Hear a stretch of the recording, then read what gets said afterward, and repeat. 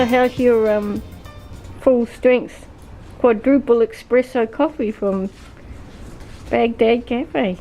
You're trying to get back at me, are you? This stuff's so thick. You can stand a spoon in it. I think one sip, and it's probably equivalent to about 20 cups of coffee back home. Certainly the reason why I ordered tea. Well, here goes. Delicious. Is your name Ahmed or Mohammed? Mohammed Chong. My name is Mohammed Chong. I have 1,000 camels. Yeah. Very rich. 10 women. 10 women. 10 women. Yeah, very Each rich. camel is 1,000 euros. Yeah. And I live. I'm a Bedouin. Bedouin Chong. And this is the outfit when I want to have sex with a wife. So this is the clue. I don't know what this is used for. This is to say. Yeah. Now or never. Now or never. Yeah. This is good. Very good. Well, it's got to be a real turn on an outfit like that. Yeah. That's right. Yep. I can feel the juices flowing already. We don't need extra. No with the details, please. But yeah, this is good. Yeah. Here we are. Bedouin wife. Already. How many camels have you got? Not many. None at all. None at all. probably. I don't think as a wife I'm allowed a camel. One hump or two? Yeah. They've only got one hump around here, haven't they? Yeah, they have.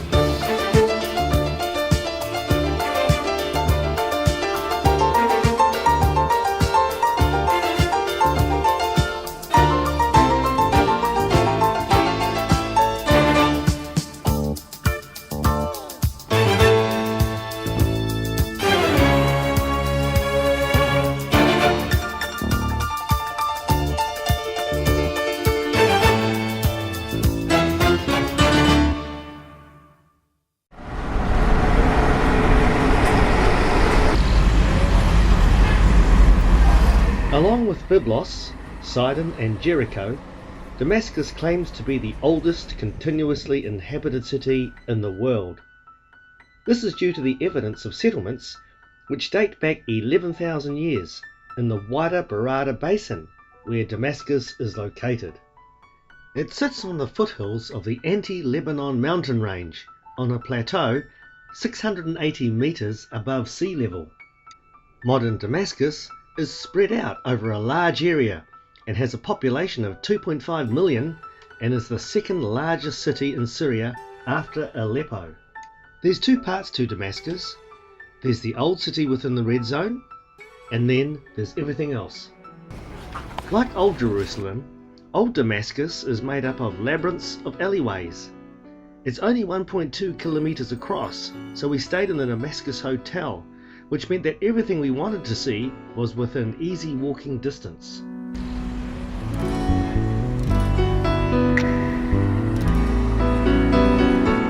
The problem with Old Damascus is that many dwellings don't have vehicle access, and, like some buildings, the hostel is partly built on the old city wall.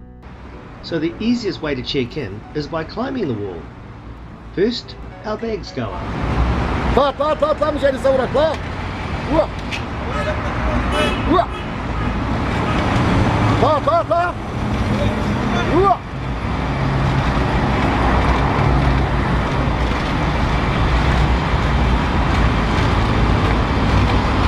You want sell for this? It's good for this. Yeah, okay. Give me photo, I take photo. Okay. يلا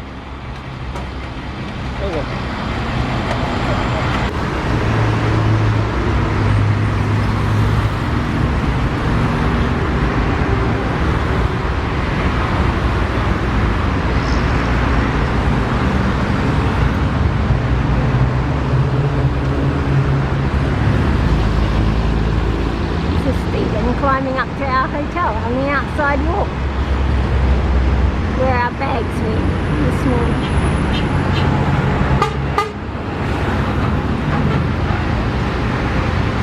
And the pole next to it is where the guy slides down.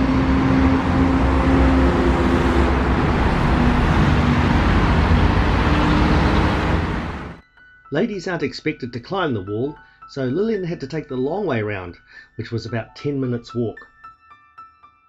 Once inside the hotel, the owner, Raymond, gave us a welcome like long lost friends. What an amazing person he is, a Palestinian, born in Lebanon, immigrated to Australia, married and brought up a family, and now running a hostel in Damascus, Syria. His pets were a source of entertainment while our room was being made ready. No, that's for him. No. Give it. No, Oh, naughty. naughty. We had a rooftop room with views of other rooftops, as well as good views of power lines. The highlight on the rooftop was catching up with my old girlfriend. Unfortunately, we had grown apart and we really had nothing to say to each other. 25 days of our 52-day trip and we have spoon failure. But we have a backup. It's called a fork, but it's near enough. Don't know how you're going to use it to get the coffee out of the cup. I'll use the other end. Oh, okay. Over 100,000 pounds.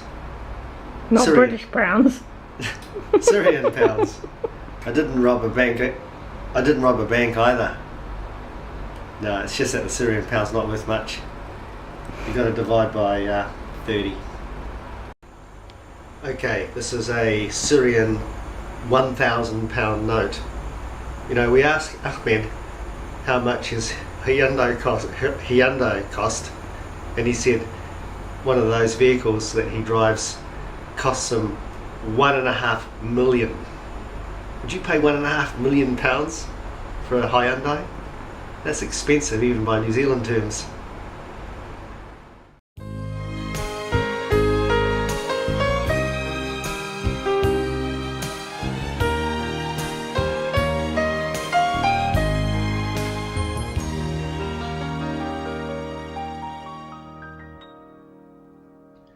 The Bible book of 2 Corinthians chapter 11 verse 33 reports that one night the Apostle Paul is lowered out of a window in a basket so that he could flee from the Jews.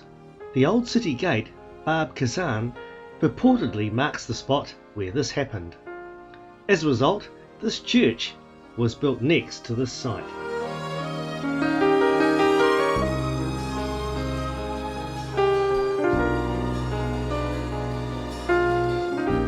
Just behind this church and 50 metres from our hotel is another St Paul's church as well. How about that?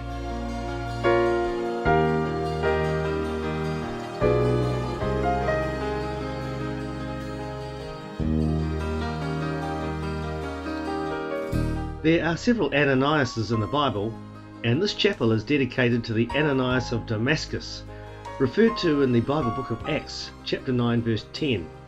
This spot is reputedly where Ananias lived, and it's in the cellar of this chapel.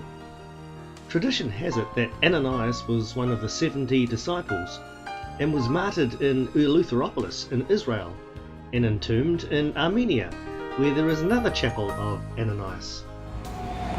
What's happening here? Is this where Jesus was born, is it, or what? This is Ananias' house. Jesus was born in Bethlehem. Oh. That's another country. Oh, okay. A little bit further over. Oh, right. Oh, okay then. I stand corrected.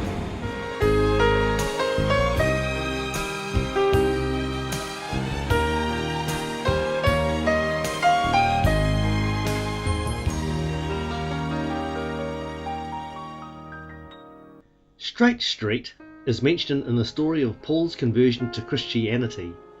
In Acts chapter 9, God speaks to Ananias in a vision and tells him to go to Straight Street.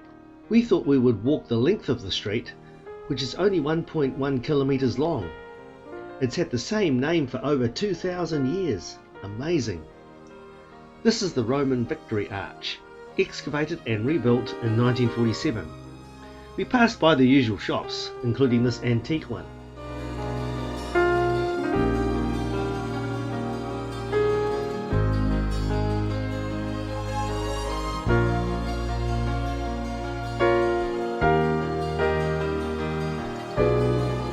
The streets of the souk, or market, date back to Roman times, but as we'd seen plenty of this sort of stuff before, we didn't spend a lot of time there.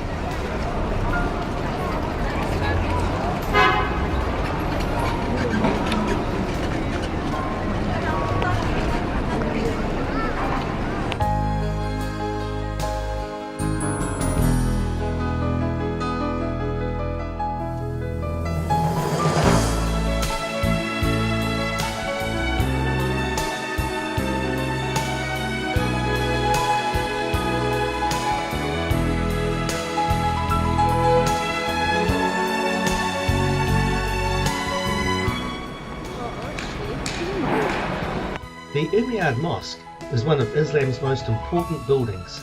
Its architectural and decorative splendour ranks with Jerusalem's Dome of the Rock, while in sanctity it's second only to Mecca. Worship on this site dates back 3,000 years when the Arameans built a temple here to Hadad. Hadad is mentioned frequently in the Bible book of 1st and 2nd Kings. A fence separates men and women in the mosque. No problem. Lillian and I are always on opposite sides of the fence anyway. This is also one of the locations of the shrine of the head of John the Baptist. Other locations that claim to possess the head are Rome and Munich. So unless John had multiple heads, the authenticity of the claims has to be seriously doubted. Outside the prayer hall is the main courtyard and also the mausoleum of Saladin.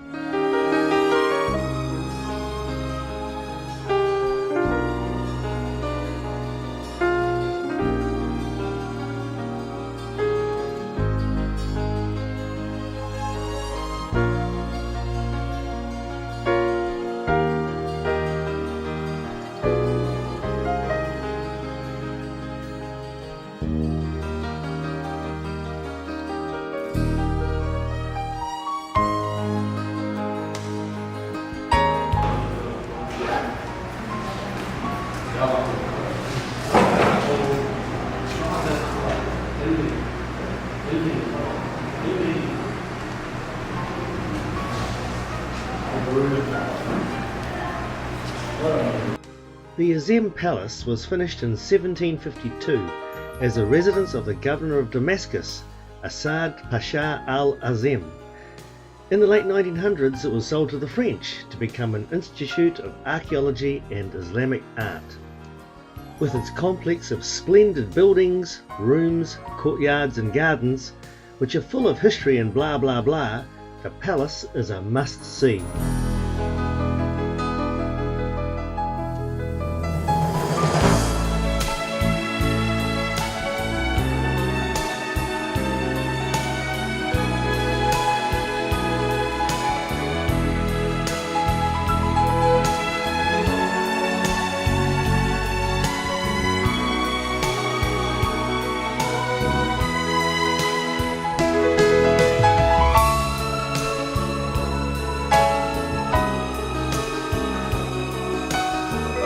Unfortunately, photos are not permitted inside Syria's most important museum.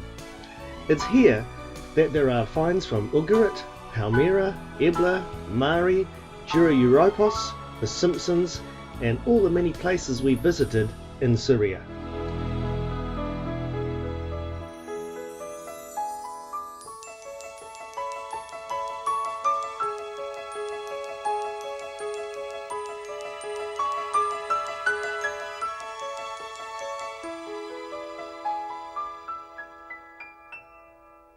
How's it looking? Huh? Oh, how's it looking? Pharmacy.